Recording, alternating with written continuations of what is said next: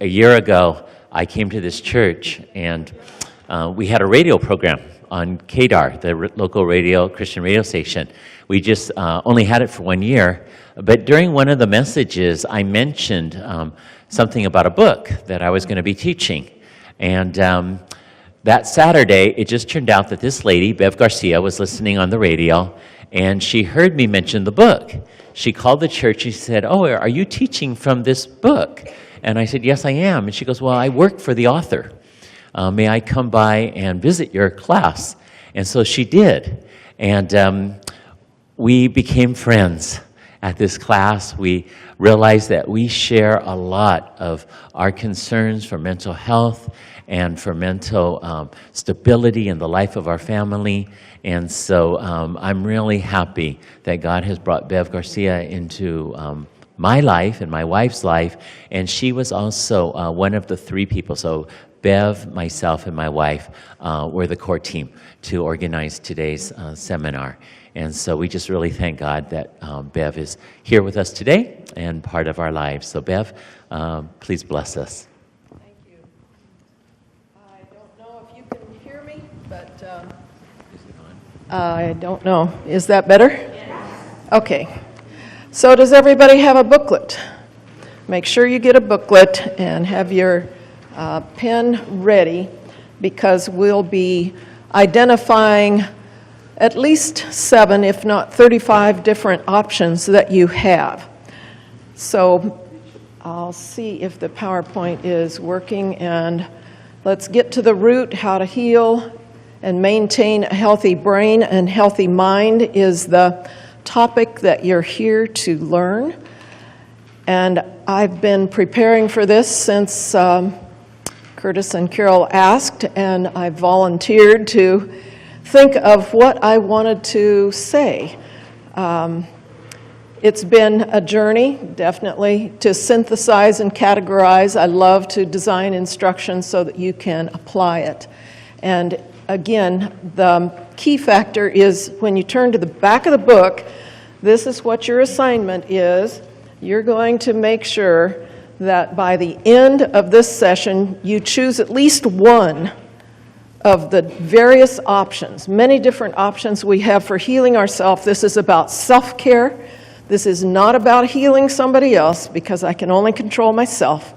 So this is about self-care. I want you to write down at least one thing that's going to help you to begin healing and maintaining a healthy brain and mind. So it is totally up to you, and that's why there's so many options for you. Everybody's different. So identify one thing you want to stop and one thing you want to start. I'll go into drawing a stick man in a little bit, but first of all, just open your booklet. And again, make sure if you do not have a booklet that you raise your hand, and people will hand those out to you. There's so much information out there that I had a hard time even figuring out what to do. I had papers all over the floor, sticky notes, ideas, snippets everywhere. And I finally realized, God, I can't do this. You're going to have to help me. So I just went back to A, B, C, D, E, F, G, and recognized a lot of these words and concepts fit. So you might switch back and forth to the table of contents and recognize, oh, I want to start with attachment. No, I need boundaries first. Well, no, I need to learn how to do a conversation.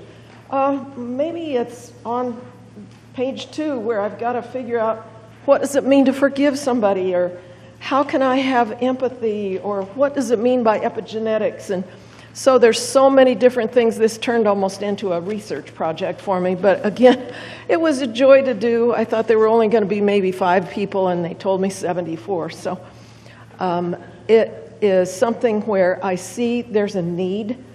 Some people in the medical field do not think that there's a difference between the brain and the mind, but there definitely seems to be with more and more research, especially by Christian neuroscientists, especially like people maybe you've heard of, Dr. Caroline Leaf. There are many YouTubes out there on different people that I'm going to mention throughout this time. So when you turn to page 3, again, you'll see the objectives that are up there on the screen.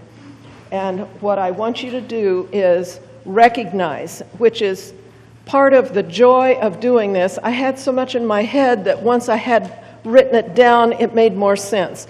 When you have something in your head, it's oftentimes subjective, but when you get it out onto paper, then you see it and it becomes more objective. So put it out of your head onto paper, write it down, draw, use this booklet to just draw pictures as you need and put notes on each page as you go. So the overview, as you can see on pages 4 and 5, you're going to identify how this is put together so that it helps you to say, oh, yeah, I don't know what that is, but I'd like to find out more. So again, some of the concepts that you may hear today from me are things I've just gathered. I'm not a medical doctor. I'm not a psychologist. I'm not a psychiatrist. I have dealt with family members who have mental illness. And so I do understand the genetics and the biology and want to figure out what can I do to keep myself sane for the next 30 years at least, so that I can continue to have a happy and healthy life based upon my Christian values. So when you turn to page number 6, you'll look at the roots. And the roots definitely of a tree or of ourselves, we understand that the part of our bodies that was first formed in the womb is what might trigger fear, and that triggers the amygdala that causes the prefrontal cortex to shut down. So some of the research that I'll be sharing with you, I've gone to various seminars at UCLA, and we'll be talking to you further about Dr. Siegel, who has done quite a bit about teenage brains and has a book out called Brainstorm, and Dr. Steven Siderhoff, who 40 years of research in anxiety and depression. Some of these are free when you go down to UCLA. So I've been interested in how the brain affects spirituality, affects the character development of us as people who are Christians. When it comes right down to it, I found that trying harder doesn't work. Maybe you found that too, but as a Christian with mild or moderate tendencies towards mental illness, towards emotional illness, towards trauma, overcoming trauma, I found that I have to surrender. And so those are the roots that I'll be focusing on. The roots start in the heart. As you can see, I've put that in big print. And that comes from the Great Commandment, which we're going to look at even further. What amazed me also is the research, of course, with DNA in the last decade or two.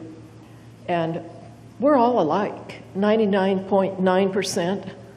We're all alike, but 0.1% we're only that little difference, where we share about 98% of the DNA of a chimpanzee and 60% of a banana.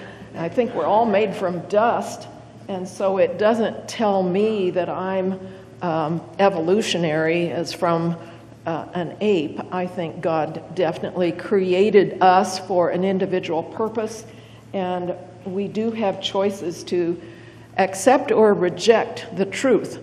So one of the things that has helped me, and I'll be giving you just things that have helped me personally, is that Dr. Caroline Leaf, again, there are many YouTubes out there on this strategy, she says, if you call a lie, it literally turns into hot air. Can you believe that?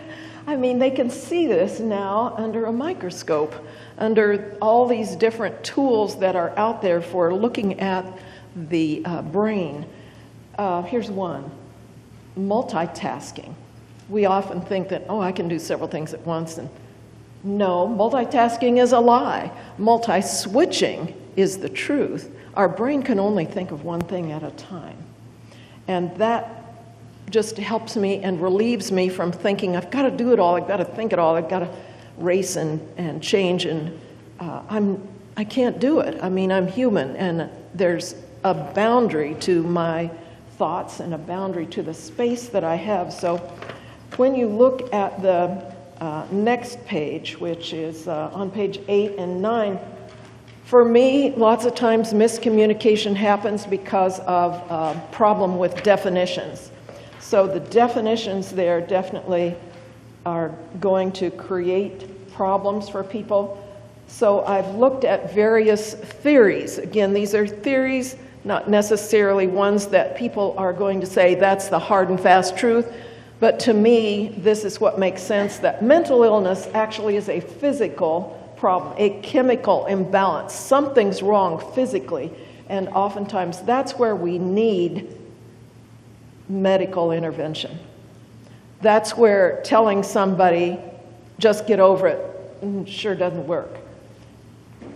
On the other hand, an emotional illness, when I've experienced losses, and most of us have in this life, that's where sometimes the trauma comes in, PTSD, relationship conflicts, and those too mess with our minds because it sometimes creates this singular gyrus that keeps going around and this monkey in our head that we can't quit thinking about it, and we can't go to sleep, and the OCD that happens from this. But sometimes that's just overwhelmed me, and I have to recognize I need help. So I did have my brain examined, by the way, by Dr. Amen in Orange County. And I've learned a lot from Dr. Amen because I did not want to end up as a mean, mad old lady sitting in a rocking chair like I saw my grandmother. And I wanted to get rid of that early on so that I wouldn't end up at the judgment seat of Christ and Him asking, where did you spend your time and your money and your life and your energy? And was it all on feeling sorry for yourself and being bitter about what happened to you? Or are you going to get better and recognize, I do have a plan for your life, and what is it? So I think this is part of the plan that God has for my life, because I love to design instruction, and I've enjoyed preparing for this immensely to hand it off to you. I'm encouraged on page 10 by all the longitudinal research that I've discovered, because we can change our genes. The genetics aren't static. We all have DNA in us, as we saw, 99.9%. We're all the same. But we have these things that are on and off switches, just like a computer turning on and off, or this light, you know. It's on or it's off. And so by our choices, we can turn on our genes or turn them off.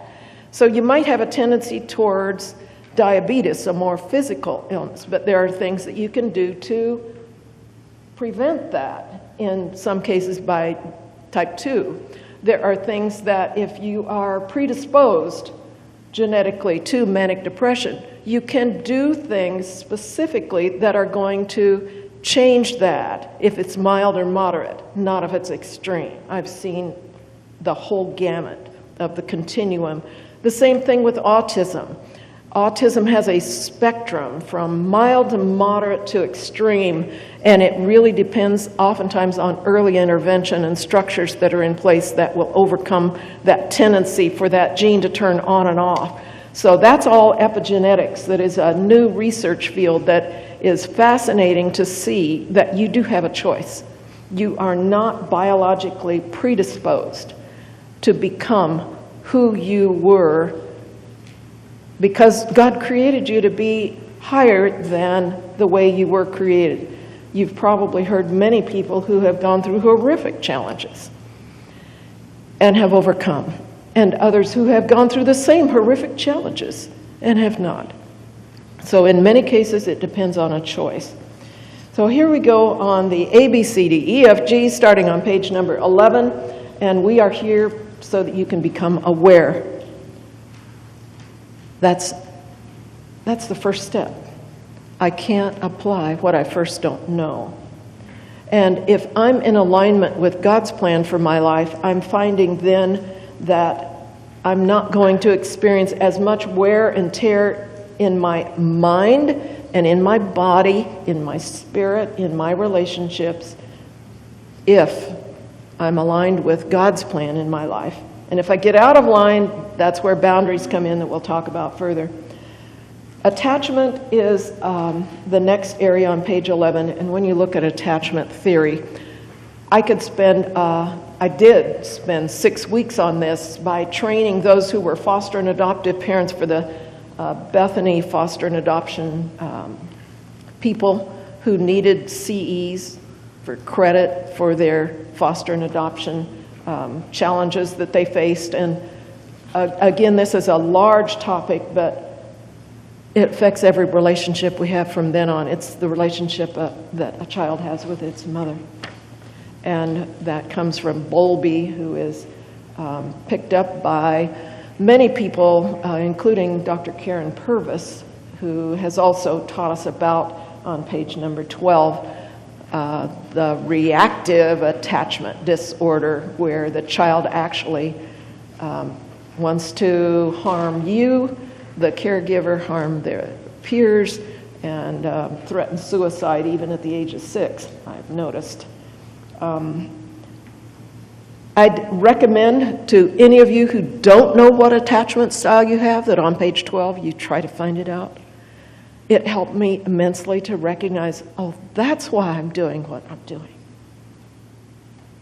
Attunement, as you heard Dr. Wang mention, is also essential for us because that means I'm present. I'm present, I'm attuned to how you feel, what you're thinking. I'm there for supporting you as opposed to my own agenda. Eye contact is one thing that increases oxytocin in the brain because it calms us down. And I've listed, if you look at the back in, let's see, page number 25, I've got a lot of those linked for you so that you can go there and assess yourself. Again, this is on self-care. So we're ready to start a couple of things where you're going to do some drawing. So here we go. On page number 13 at the top, you're looking at B for body, butterfly, breathing, and the brain to build boundaries. And this tree is the result of our beliefs. So if you'll draw a little stick man there, I'm going to walk you through what research has shown that just absolutely fascinated me and challenges me. So when I look at the first part, that's called the cerebral brain. I mean, we think of the brain in our head, right, all the time? But there's another brain that you might want to put in there, and that's called the cardiac brain. And these all share the same DNA, which, again, is what the research is showing. There's another brain, it's called the enteric brain, where you have this intuitive feel, and it's in your gut. So all three of these are aligned. What they've found is that in a very split second, less than even a split second, that it starts in the heart. And that's where the why is. That's our motive that many other people can't see, and sometimes we don't even realize. But it starts in our will. Our heart is where our will is, where our motive is.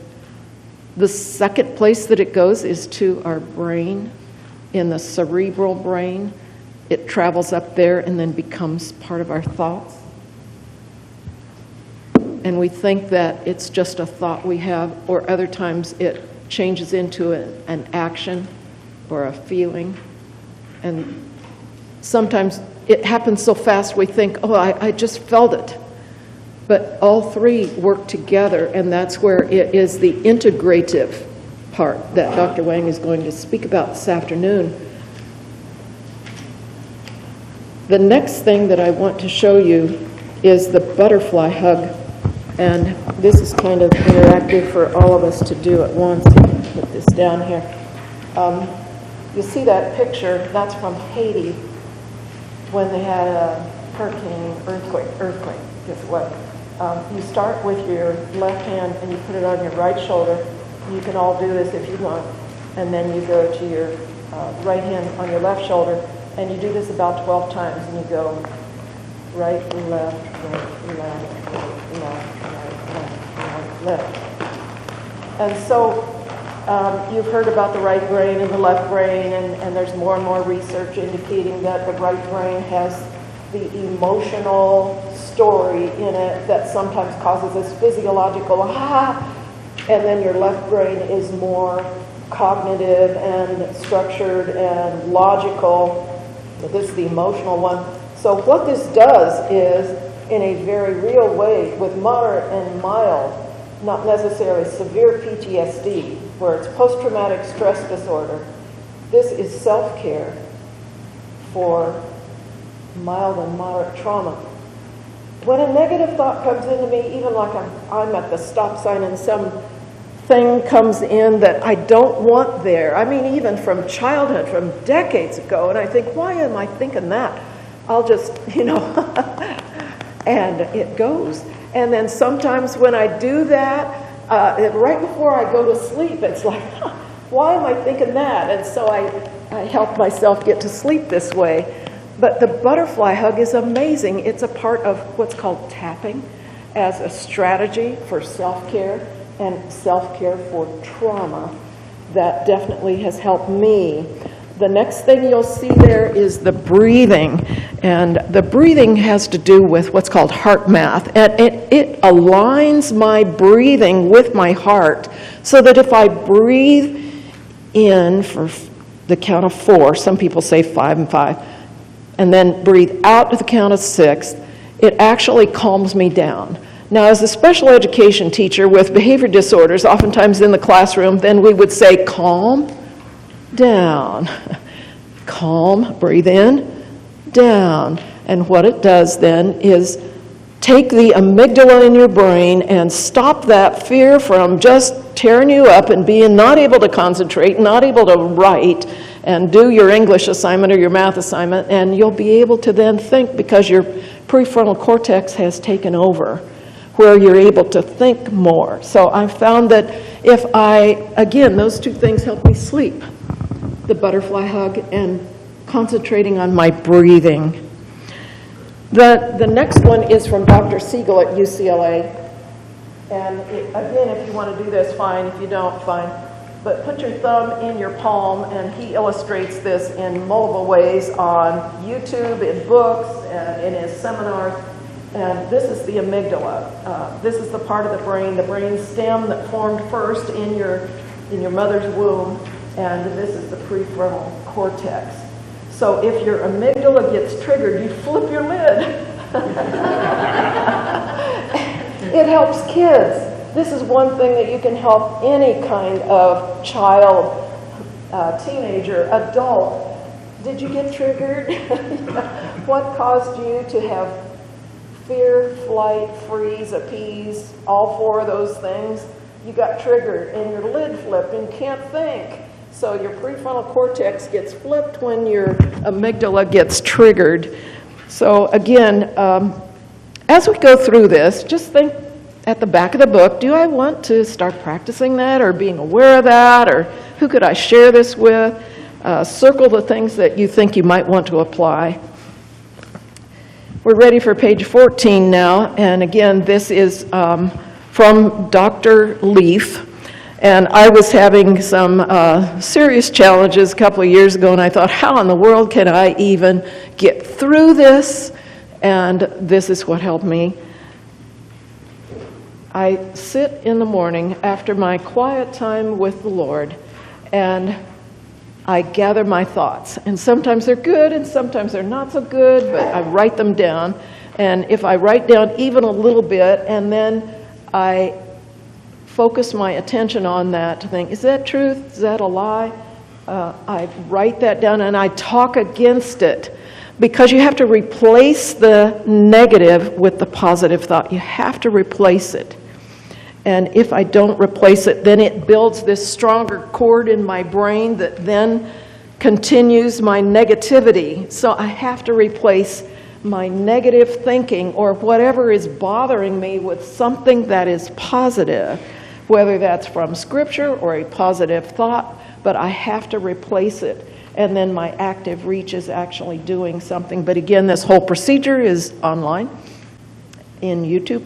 If you look up Dr. Caroline Leaf or Dr. Leaf, and she has a book out called Switch On Your Brain, and all of these are located, as I mentioned, it just turned into a research paper. She's on page number 27 in the works cited. Boundaries are primarily in the next part from a guy named Dr. Henry Cloud.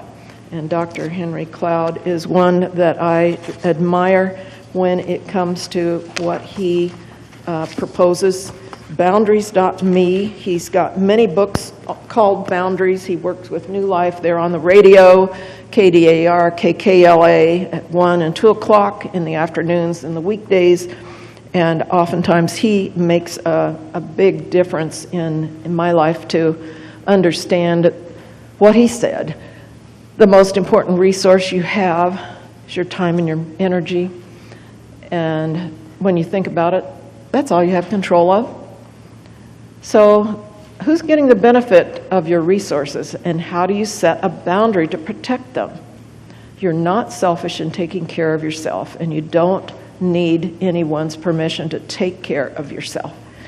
And you don't have to feel guilty. In other words, sometimes I bet a lot of you might be caretakers or have people in your family that you feel like you've got to take care of them, but it's like the airplane message. You know, put the thing on your face first before you help your child or help the other person. You can't help somebody else unless you first help yourself.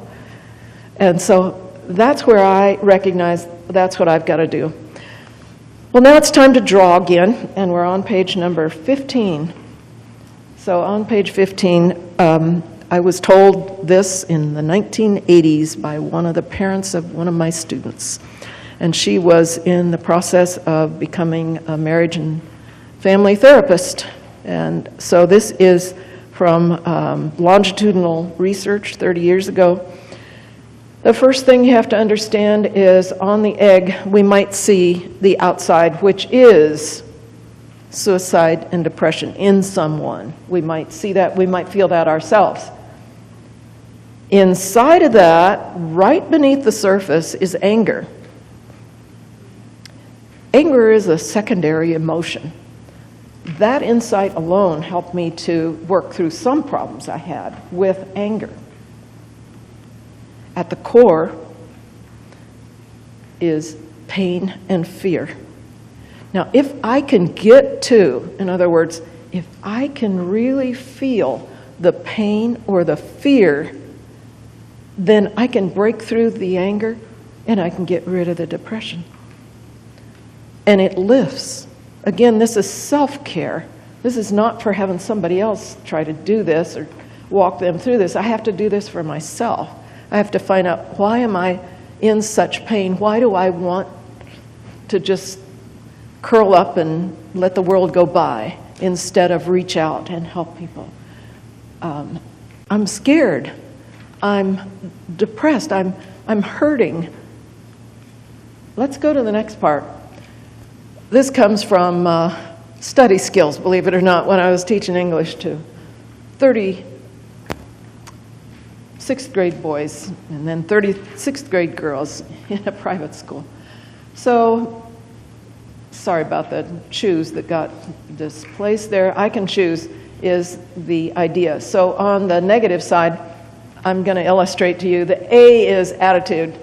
I can't stand this place. This school is like a prison. Don't let me be here. I can't believe I have to do this stuff. And the E stands for effort. And, well, this teacher hates me. I'm not going to have any effort. There's not going to be anything that I'm going to do because I don't even want to be here. And then, of course, the negative result. Well, you got an F. You kind of deserve that, huh? But on the other hand, I can do the exact same thing. Attitude. Oh, wow, what an opportunity I've got. I'm in this school. This is wonderful. I'm going to try. I don't get this algebra, but I'm going to ask for help. I'm going to try and see if I can do this. And then the result is, whoo, are you kidding? Whoa, I got a B on that test? Really? So I can always choose to stay negative, stay bitter, stay angry, stay unforgiving, or I can change to the positive side and look at what it is I have. And this to me has been, again, helpful, that I focus on, I can be thankful in everything. My favorite verse is Romans 8:28. God works all things together for good to those that are the called and according to his purpose. And I know that even on the things that are negative, like who wanted Jesus to be crucified on a cross? The disciples sure didn't. But look what it did. And so if I look at things from God's perspective, I'm okay on that. The next part, let's see. What did I put next? Okay.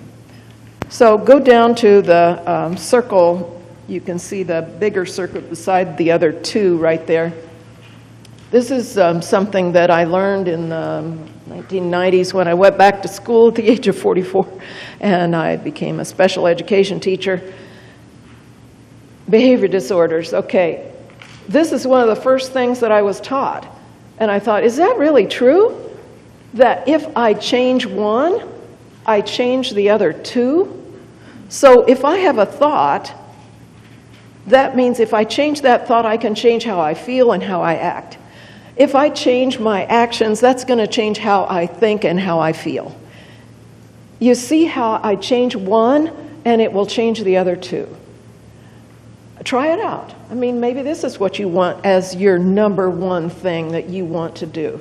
If I change one, I change the other two.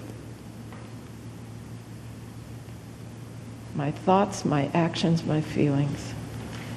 Now let's go to the concentric circle right above that from Dallas Willard, who passed away in 2013, I believe it was.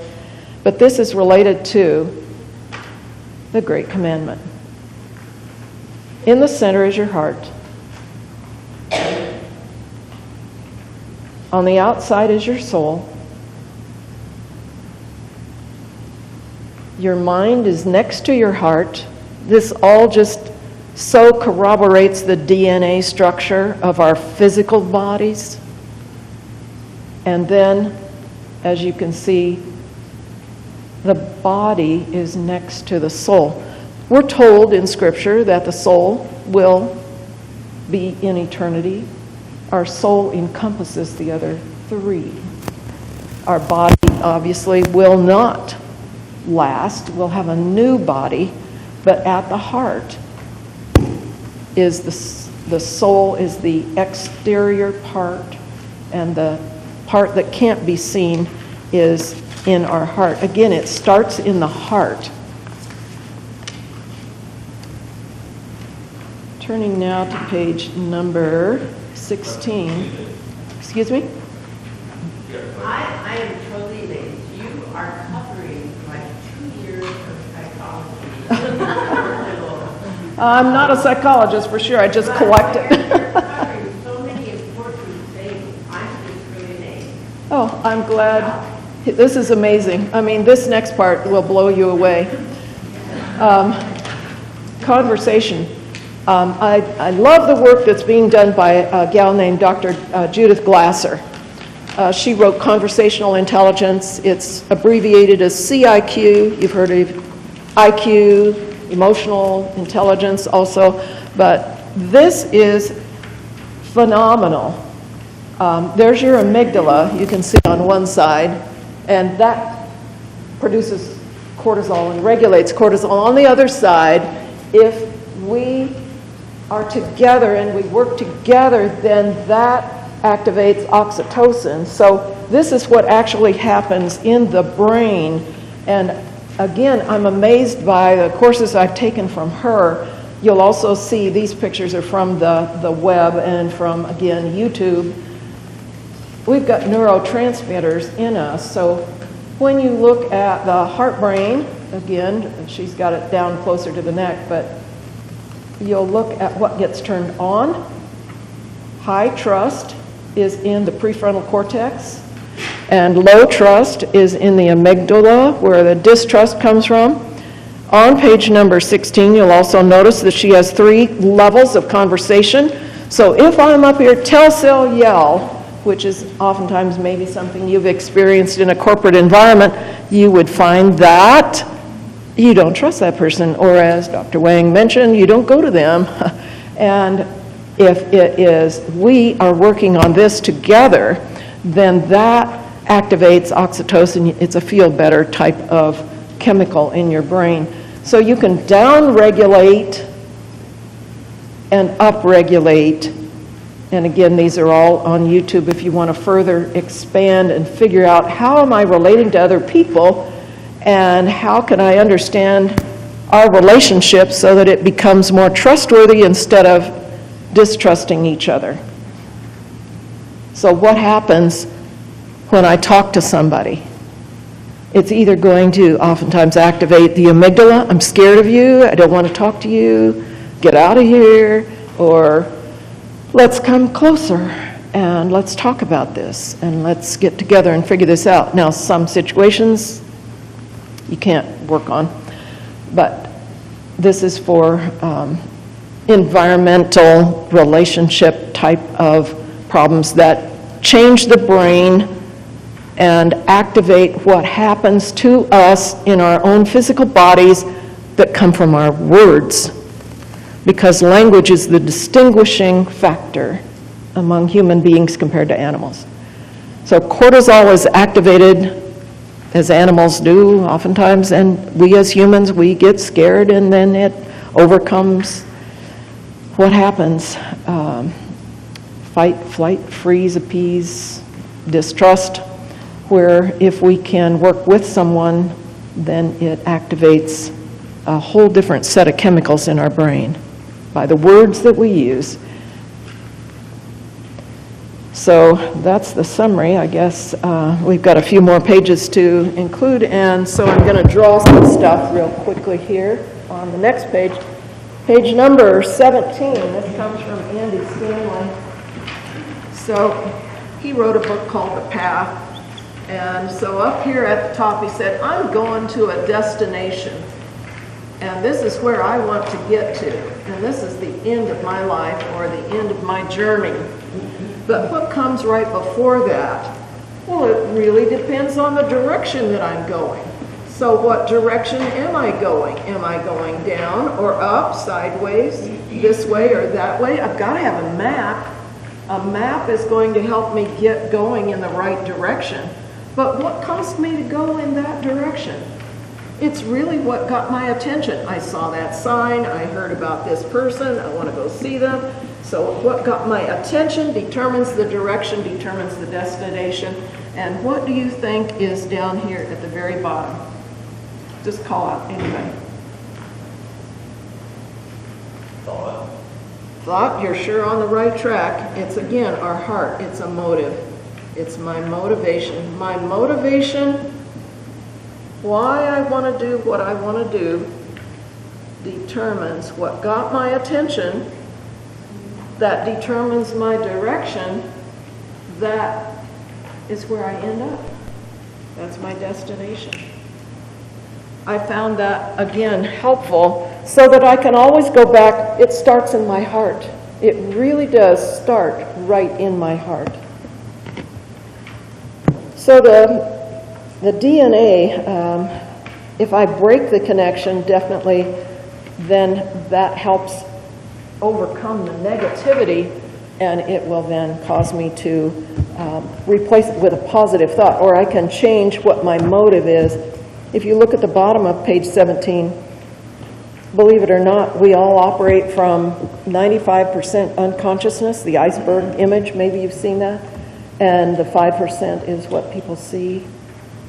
So we have to always look at our heart. What is within me? What is driving me? What's causing me my behavior, my thought pattern this way? Am I so bitter and upset by losing someone, by having this bad thing happen to me and just getting stuck on that? And maybe you've read Necessary Losses by Judith Vorst, who also, the whole process of recovery after a loss, that you might go through denial and anger and then bargaining then depression, and then you finally get to the point of acceptance. So when it comes to the design on page number 18, you'll notice that we all make choices and they all cause consequences.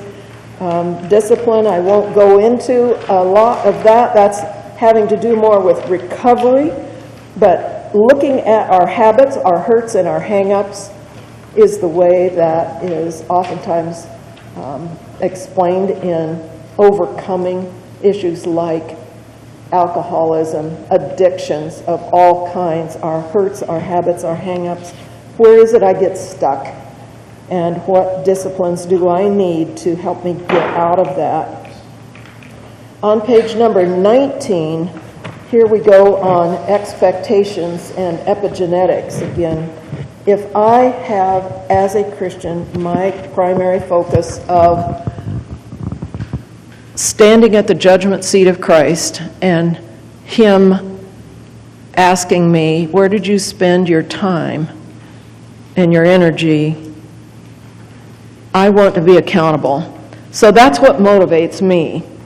Everybody has to be accountable in figuring out where is it that I am recognizing this is good for me, this is not good for me, this is God's plan for me, this is my human perspective, this is divine perspective, could be the same thing, but I've got to get rid of my human perspective. So that's what makes a difference for me in eternity. Epigenetics, again, is the part that I'd mentioned about turning on and off the genes. And so in the center there, you'll see I and O, the on and the off. I can choose to turn it off, or I can choose to turn it on. I don't have to be a product of my environment or my biology. And I do like what is said by McNally. The emerging area of epigenetics, meanwhile, could help provide a link between the biological and other causes of mental illness. Epigenetics research examines the way in which environmental factors change the way genes express themselves. Certain genes are turned on or off, expressed or not expressed, depending on environmental input. Your environment makes a difference. The friends you choose, the way that you choose to spend your time. All of those are factors. We don't live on an island. We live in society, and it makes a big difference there. For emotional, healthy spirituality, again, this is in reference to, and I had no idea that Dr. Wang would mention the issue of spirituality being connected to character development. Pastor for over 30 years in Queens, New York, named Peter Cesaro, has developed several different assessments, and I put one at the back of the book again that you can take, but it's emotionally healthy spirituality. And when we were doing what was called a retool at our church, then that made a difference in helping me recognize, where is the disconnect between Christ in me and my behavior? Where is it that I need to increase my awareness so that I am not distancing people from myself if I'm too task-oriented, or I'm enmeshed in codependency and trying to fix people on the other extreme. So it does make a difference if you take that seriously to explore healthy emotional connections that cause me to face the reality. And in that same respect, I found another person who helped me in the first years of my marriage, recognizing this isn't going in the right way, because my husband left 10 years after our marriage, and I was left penniless with children 4 and 6, and became a single parent and been single since that time. But I must say it was difficult, but a guy named William Glasser, had a book called Reality Therapy. Again, I've got a link back there in the works cited, but I had to recognize this is the way it is, this is who he is, and reality kept me centered on God will get me through this, regardless of the addictions he had. and what happened thereafter. Expectations. Again, same kind of thing that Dr. Glasser was talking about. How hard is it for us to have realistic expectations? If I, for example, as he was mentioning with marriages, expect a husband to be home at a certain time and the food is there and he's an hour late, my expectations might not have been realistic. I don't know what happened, whether it was an accident on the freeway or he got called by somebody else, that kind of thing. So when it comes to realistic expectations or unrealistic expectations, that's oftentimes where anger comes. So I have to check myself, recognize I am not them, and adjust to reality. The next part in empathy, there's a difference between empathy and compassion, and I have heard it said most recently that it's easier for others to understand if you can ask the question, how can I support you? Instead of, oh, I feel your pain. No, you don't. So, I'm looking at the roots now. In the last paragraph on page number 20, we get what we sow, more than we sow, and later than we sow. Those are not my own words. Those are from Dr. Charles Stanley of In Touch on the radio in Atlanta, Georgia, pastor for 50 years over there. But it's so true that we are accountable. But when it comes to the roots, we can nurture and dig around those roots and put truth into that and give it time, and our roots will probably heal, and so will our brains, if we take time to make sure that we are accountable not only to God Almighty, but to ourselves. I mean, do I really like myself? I had to deal with that issue, and maybe you do too, with negative self-talk. I don't know where it comes from. I don't know why I condemn myself. But Romans 8:1 really helped me there. There is therefore now no more condemnation to those who are in Christ Jesus. And it helps me to remember that, but still those negative thoughts come. So that's where I have to go back to what Dr. Caroline Leaf said, you know, write it down, talk against it, call it a lie, and my brain is healing and I can have joy instead of being up here sad and upset and crying. Because there have been many pains in my life, and probably yours too. But you can be an overcomer and you can rise above. And one of the greatest things that has happened to me is being hired by Nick Vujicic. I'm his executive assistant. And I must say, Nick rises above, and he gives me great joy. On page number 21, you can focus feelings, filling, forgiveness, and finish to the final future. Our trees are rooted in reality for sure.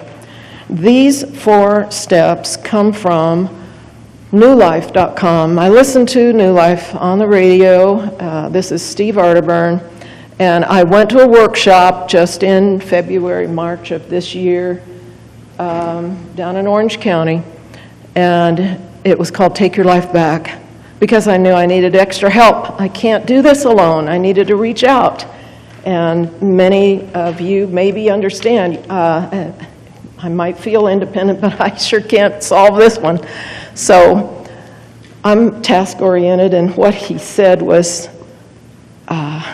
okay, I'm going to give you an action plan. I thought, great. I can do a task things, check, check, check, check, check, check, check. No way. Sorry.